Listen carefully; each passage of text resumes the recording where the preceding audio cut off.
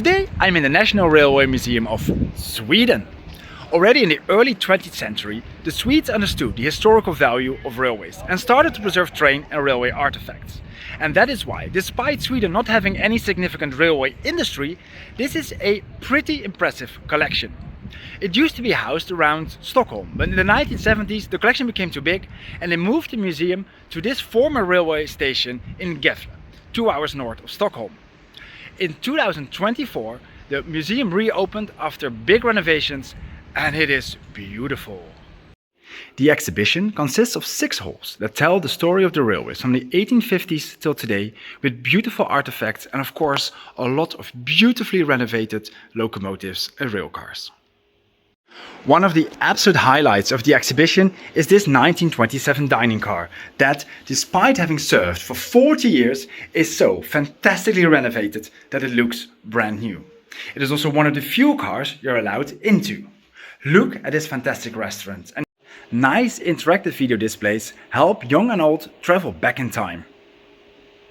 The museum also tells a story that where in most European countries private companies laid the railways only to be nationalized in the early 20th century, in Sweden it was the government laying the main rail lines and private companies branching off from that one.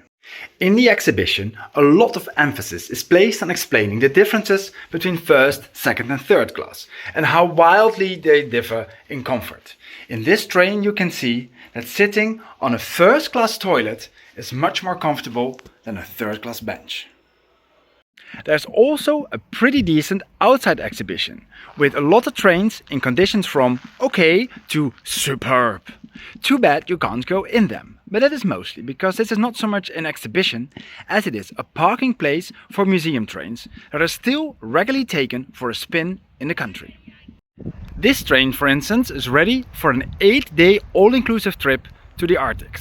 And you thought these were a lot of trains? Well, from here also leaves the rail bus to a nearby workshops about a kilometer away with even more trains, locomotives and carriages for the Swedish kings and queens. Unfortunately, only in the high season and I was just 2 days delayed. So all in all, this museum seems perfect. They have wonderfully renovated trains and railway artifacts, put in a beautiful exhibition, placed on chronological order and placing it in a wide historical context. Yet, something doesn't feel perfect here. I think it's because the explanations are very fragmented, very shallow, and most of all super politically correct about the environment, equality, etc. So instead of telling the deeper story and a little criticism of it, it more feels like railway propaganda. I haven't learned that much. So, is it worth the 1.5 hour from Stockholm to the boring town of Gävle and the half-hour walk to the museum because there's no bus from the station? Yes, even if you've been to the wonderful Transport Museum of Stockholm, these trains are so shiny, you don't want to miss them. 8 locomotives.